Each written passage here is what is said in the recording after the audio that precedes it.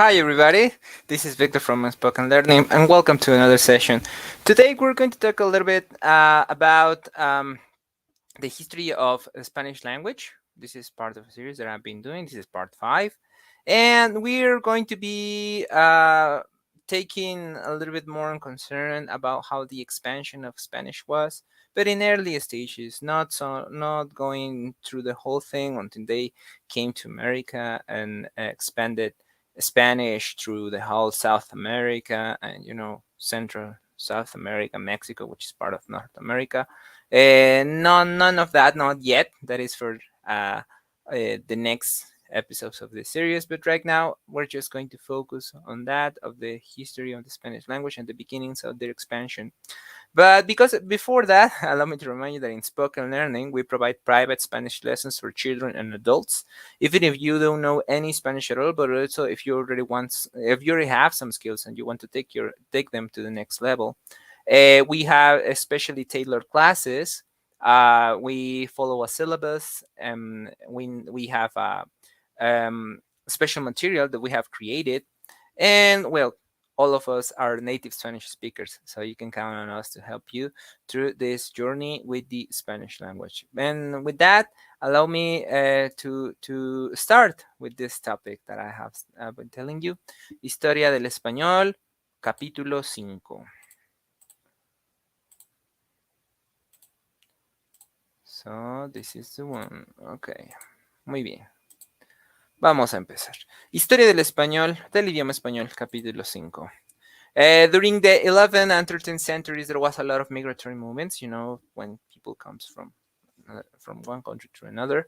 From France to Spanish territory, derived from the marriage of several nobles between these two kingdoms. So nobles from Spain were marrying nobles from France, and they brought their influence and their language, of course, with them. And with that, there was new words creating in the Spanish language.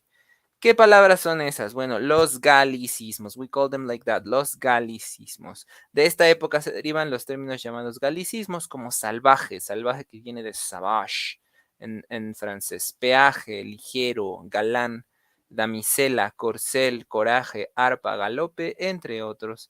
Peaje sería como de toll payment, yeah. Ligero, light, galán, like handsome, but more like a ladies' man, something like that. Damisela, damisel.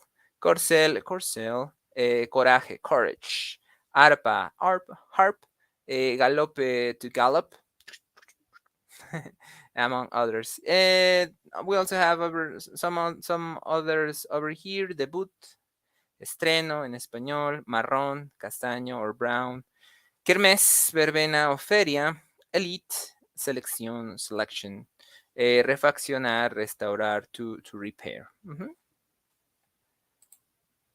During the 13th century, Alphonse the Wise used the Castilian variety from Castilian variety from Burgos, Toledo, and Leon to standardize several characteristics, include some other like adding E at the end of many words, using T instead of T, among others, as I already said.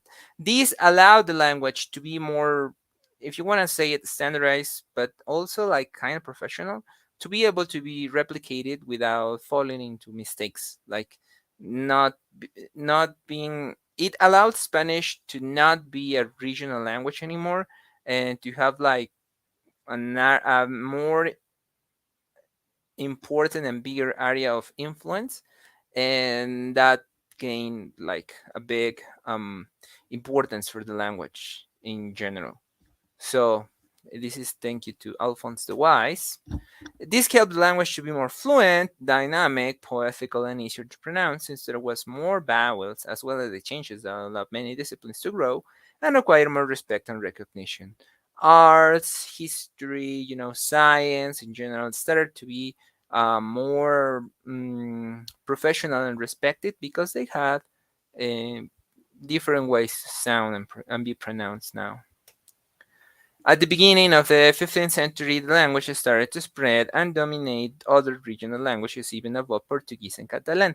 Yes, Portuguese and Catalan were close to, well, not disappear, but they were threatened by the expansion of Castilian Spanish. As we can see over here, it was taking over Galician, Asturian, Basque, or Catalan.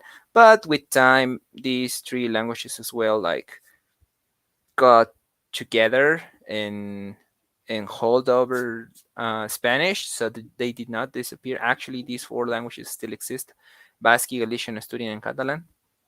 But they exist in a more region way, like Catalan being totally the bigger one from the four. But yeah, the biggest one from the four. But yeah, that's pretty much it, and we're gonna leave it over here. That's pretty much it that I have for today. Thank you so much for your attention. And before I go, let me to remind you that there will be a part 6 of this if you want to continue watching the series, if you're interested. But also allow me to remind you that in Spoken Learning we provide private Spanish lessons for children and adults.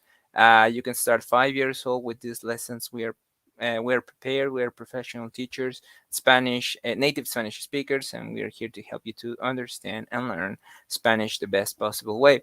As well as I would like to ask you to join to our social media. We are on everyone, every of the social media. We are everywhere. We are on Facebook, Twitter, YouTube, Instagram, TikTok. We're all over the place.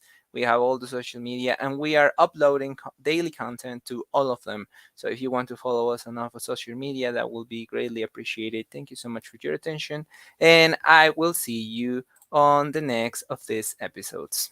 See ya.